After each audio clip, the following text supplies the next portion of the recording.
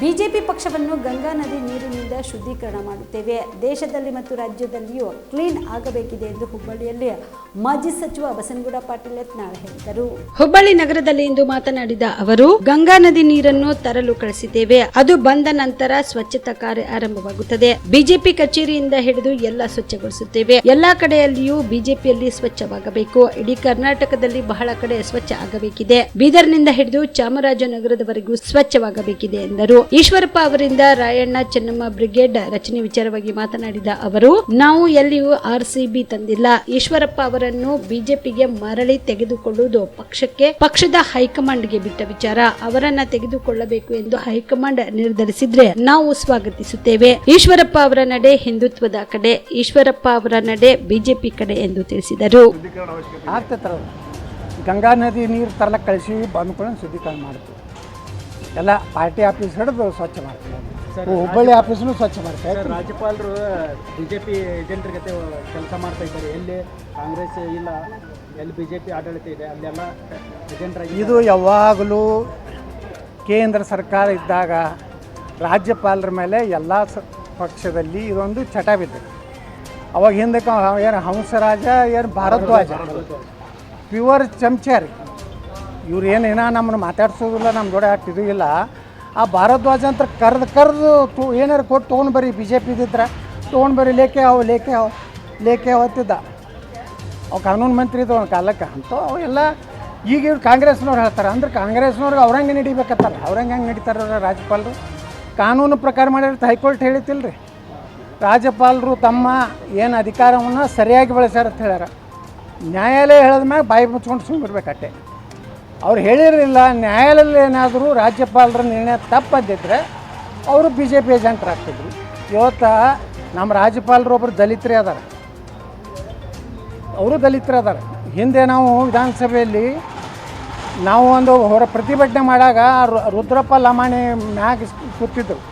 ಒಂದಿಟ್ಟು ನಮ್ಮ M L ಎಗಳು ಕಾಗದ ಹೋಗಿದ್ರು, ದಲಿತರಿಗೆ ಅಪಮಾನ ಮಾಡಿದ್ರು ಡೆಪ್ಯೂಟಿ ಸ್ಪೀಕರ್. ಈಗ ನೀವು ಯಾರಿಗೆ ಅಪಮಾನ ಮಾಡಕತ್ತೀರಿ? ದಲಿತ ರಾಜ್ಯಪಾಲ ಮಾಡಕ್ಕೆ ಅಂದರೆ ನಿಮ್ಮ ದಲಿತರ ಬಗ್ಗೆ ಎಷ್ಟು ಕಳೆದಿತ್ತು ಅನ್ನೋದು ಇದೇ ತೋರಿಸ್ಕೊಡ್ತದೆ. ಸರ್, ಹುಬ್ಬಳ್ಳಿಯಲ್ಲಿ ಸ್ವಚ್ಛ ಮಾಡ್ಬೇಕಂದ್ರೆ ಎಲ್ಲನೂ ಸ್ವಚ್ಛ ಮಾಡಬೇಕು. ಹುಬ್ಬಳ್ಳಿಯಲ್ಲಿ ಅಡ್ಜಸ್ಟ್ಮೆಂಟ್ ಇದೆ, ಎಲ್ಲಿ ಹುಬ್ಬಳ್ಳಿಯಲ್ಲಿ ಅಡ್ಜಸ್ಟ್ಮೆಂಟ್ ಇಲ್ಲ. ಇಲ್ಲೂ ಅಲ್ಲೆಲ್ಲ ಸ್ವಲ್ಪ ಅದು ಪೊಲೀಸರ ಮೇಲೆ, ಪೊಲೀಸ್ ಸ್ಟೇಷನ್ ಮ್ಯಾಗ ಅದು ಆಗಿದ್ವಲ್ಲ, ಇವೆಲ್ಲ ಕೆಲವೊಮ್ಮೆ ಅಂಥವ್ರನ್ನೂ ಸ್ವಲ್ಪ ಸ್ವಚ್ಛ ಮಾಡಬೇಕಾಗಿತ್ತು. ಸ್ವಚ್ಛ ಇಡೀ ಕರ್ನಾಟಕ ಭಾಳ ಕಡೆ ಆಗಬೇಕಾಗಿತ್ತು. ಬರೀ ನೀವು ಬೆಂಗಳೂರಲ್ಲಿ ತಿಳ್ಕೊಬೇಡ್ರಿ. ಕರ್ನಾಟಕದ ಈಶಾನ್ಯ ಭಾಗ ಬೀದರ್ನಿಂದ ಹಿಡಿದು ವಾಯುವ್ಯ ಭಾಗದ ಚಾಮರಾಜನಗರವರೆಗೆ ಸ್ವಚ್ಛ ಮಾಡಬೇಕು. ನಮ್ಮ ಕೈಯಾಗಿಲ್ಲರಿ, ಅದು ಹೈಕಮಾಂಡ್ ನಿರ್ಣಯ ಮಾಡ್ತದೆ. ಈಶ್ವರಪ್ಪನವ್ರು ಬಿ ಜೆ ಪಿ ತೊಗೋದು ಬಿಡೋದು ಹೈಕಮಾಂಡ್ಗೆ ಬಿಟ್ಟಿದ್ದು. ಅವ್ರನ್ನ ತೊಗೋಬೇಕಂತ ಹೈಕಮಾಂಡ್ ನಿರ್ಣಯ ಮಾಡಿದ್ರೆ ನಾವು ಸ್ವಾಗತ ಮಾಡ್ತೀವಿ. ಅವ್ರ ನಡೆ ಏನು ಬೇರೆ ಒಂದು ಅವರ ನಡೆ ಹಿಂದುತ್ವದ ಕಡೆ, ಅವರ ನಡೆ ಬಿ ಜೆ ಪಿ ಕಡೆ. ಸರ್, ವಿಜೇಂದ್ರ ಅವರು ಚೇಂಜ್ ಆಗಬೇಕು, ಬಿ ಜೆ ಪಿ ರಾಜ್ಯಾಧ್ಯಕ್ಷರು ಚೇಂಜ್ ಆಗಬೇಕು. ನಮ್ಮದು ಏನು ಹೇಳೋದು ಅಲ್ಲಿ ಒಳಗೆ ಹೇಳಿವ್ರಿ ರೂಮ್ನಾಗ. ಒಳ್ಳೆ ವಿಜೇಂದ್ರ ನೀವೇನು ಹಂಗೆ ನಮ್ಮಂಗೆ ಬರೀತೀರಾ? ವಿಜೇಂದ್ರ ಇರದೇ ಇದ್ದರೆ ಬಿ ಜೆ ಪಿ ಕರ್ನಾಟಕದಲ್ಲಿ ಉಳಿಯುತ್ತಾ ನಾಳೆ ಹೊಡಿತೀರಿ ಫಸ್ಟ್. ನಿಮ್ಮದವ್ರು ಏನು ಕತೆ ಹೇಳ್ತೀರಿ ಚಾನಲ್ದವ್ರು? ಬಿಪಿಎಲ್ ರೇಷನ್ ಕಾರ್ಡ್ ಹಾಗೂ ಆಯುಷ್ಮಾನ್ ಕಾರ್ಡ್ ಫಲಾನುಭವಿಗಳಿಗೆ ಸುಜಿನಿ ಆಸ್ಪತ್ರೆಯಲ್ಲಿ ಉಚಿತ ಚಿಕಿತ್ಸೆ. ಕಲಬುರಗಿಯಲ್ಲಿ ಸ್ತ್ರೀ ರೋಗ ಹಾಗೂ ಮಕ್ಕಳ ಚಿಕಿತ್ಸೆಗಾಗಿಯೇ ಪ್ರತ್ಯೇಕ ಆಸ್ಪತ್ರೆ ಪ್ರಾರಂಭ. ಸುಜಿನಿ ಕಲ್ಯಾಣ ಕರ್ನಾಟಕ ಭಾಗದ ಅತ್ಯಾಧುನಿಕ ತಾಯಿ ಮತ್ತು ಶಿಶುವಿನ ಆರೈಕೆಯ ಆಸ್ಪತ್ರೆ. ಸ್ತ್ರೀ ರೋಗ ತಜ್ಞ ಖ್ಯಾತ ವೈದ್ಯರು ಹಾಗೂ ಮಕ್ಕಳ ತಜ್ಞ ಖ್ಯಾತ ವೈದ್ಯರ ತಂಡದಿಂದ ಕಡಿಮೆ ದರದಲ್ಲಿ ಚಿಕಿತ್ಸೆ.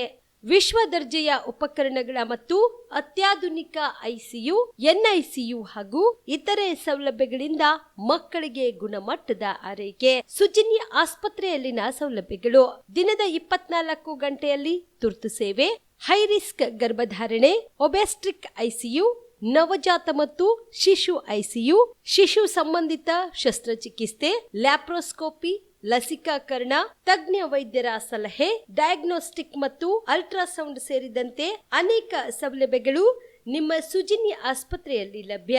ಹೆಚ್ಚಿನ ಮಾಹಿತಿಗಾಗಿ ಸಂಪರ್ಕಿಸಿ ಸುಜಿನಿ ಆಸ್ಪತ್ರೆ, ಬಿಗ್ ಬಜಾರ್ ಎದುರುಗಡೆಗೆ, ಕಲಬುರಗಿ. ದೂರವಾಣಿ ಸಂಖ್ಯೆ 08472272727 ಅಥವಾ ಮೊಬೈಲ್ ನಂಬರ್ 9900427814.